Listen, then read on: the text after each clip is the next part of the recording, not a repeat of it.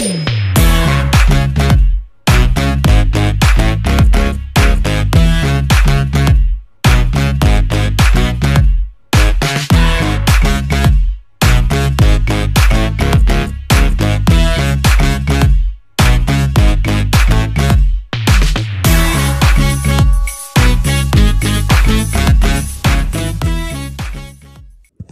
বন্ধুরা, good morning. আমি ঝর্ণার কিচেন। আজকে একটা রেসিপি করে দেখাবো এঁচোড়ের তরকারি। কিভাবে আমি এঁচোড় রান্না করি সেটা দেখতে থাকুন, শুরু থেকে শেষ পর্যন্ত ভিডিওটা দেখতে থাকুন। চলুন দেখ। এখানে কুকারে হয়ে গেছে, কুকারে সিদ্ধ করতে দিয়েছি এঁচোড়, আলু, এঁচোড় আর কাবলি চানা সিদ্ধ করতে দিয়েছি। ওটাকে আমি তুলে নেবো। এখানে দিয়েছি হলুদ, নুন দিয়ে সিদ্ধ করতে দিই। আমার এঁচোড়টা তুলে নিয়েছি কুকার থেকে। এবার এখানে আমি কড়া বসিয়ে দিয়েছি। এখানে আমি সুইচটা দিয়ে দিলাম। এবার এখানে সর্ষে তেল দেবো। সর্ষে তেলটা পরিমাণ মতো দেবো। তেলটা দেওয়া হয়ে গেছে। এবার আমি এঁচোড়টাকে এতে ভাজবো, দিয়ে দেবো।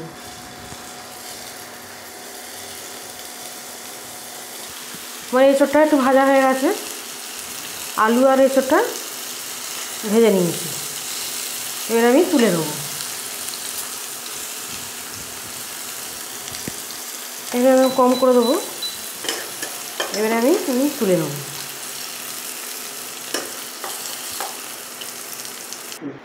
এবার আমি এঁচোড়টা তুলে নিয়েছি, ভাজা হয়ে গেছে আমার। আলুটা আর এঁচোড়টা ভাজা হয়ে গেছে, পাশে রাখলাম। এবারে আরেক তেল দেবো, সর্ষে তেল। ফের পরিমাণ মতো ফের তেল দেবো। এর দিয়ে দেবো দুটো তেজপাতা, দিয়ে দেবো গোটা জিরে, দিয়ে দেবো একটা শুকনো লঙ্কা নিয়েছি, ভেঙে দেবো। এটা বাড়ি দিলাম, ভালো করে ভেজে নেবো একটু। এবারে জিরেটা লঙ্কাটা ভাজা হয়ে গেছে তেজপাতা।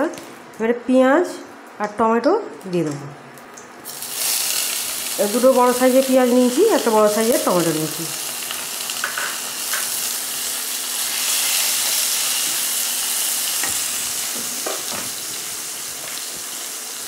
অল্প করে নুন দিয়ে দেবো। পেঁয়াজটা ভেজে গোল্ডেন কালার করে নেব। পেঁয়াজটা এবারে গোল্ডেন কালার হয়ে গেছে, একটু ভাজা ভাজা হয়েছে। এইভাবে নিয়ে নিয়েছি। এবার দেবো আদা রসুন।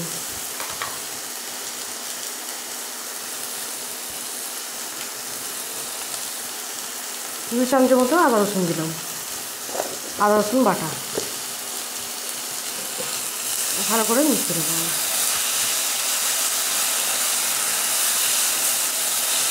আর এটা খেতে খুবই ভালো লাগে, এই তরকারিটা। এটা সাদা রাইসের সাথে খেতে ভালো লাগে, রুটির সাথে, রুটি দিয়েও খেতে ভালো লাগে। রুটি দিয়ে খেতে খুবই ভালো হয়। আর আমি এখানে তো কাবলি চানা দিয়েছি, আপনারা ওই লাল চানাটাও দিতে পারেন। অল্প জল দিয়ে দেবো। এবার কিছু মশলা দিয়ে দেবো। একটু জল দিয়ে দিয়েছি যাতে পুড়ে না যায়। আচ্ছা, এঁচোড়ে তো হলুদ দেওয়া আছে, যখন সিদ্ধ করেছি এঁচোড় আলুতে নুন দেওয়া, এই হলুদ দেওয়া আছে। আমি হাফ চামচে হলুদ দিলাম। এখানে 1 চামচে ধনে গুঁড়ো, হাফ চামচে গোলমরিচ গুঁড়ো, 1 চামচে জিরে গুঁড়ো, হাফ চামচে লঙ্কার গুঁড়ো, কাশ্মীরি লঙ্কা 1 চামচে। সব মশলাটা দেওয়া হয়ে গেল। এবার অল্প করে চিনি নিয়েছি, চিনি দিয়ে দেবো। ভালো করে মিশিয়ে নেবো। ভালো করে এবারে কষে নেবো। আচ্ছা, অল্প একটুখানি জল দেবো, দিয়ে এটাকে অল্প করে দেবো। এবার আবার কষা হয়ে গেছে মশলাটা। এবারে এঁচোড়টা দিয়ে দেবো। এঁচোড়টা খুব বেশি পাকা না, দানা বেশি নেই, ছোটো ছোটো দানা।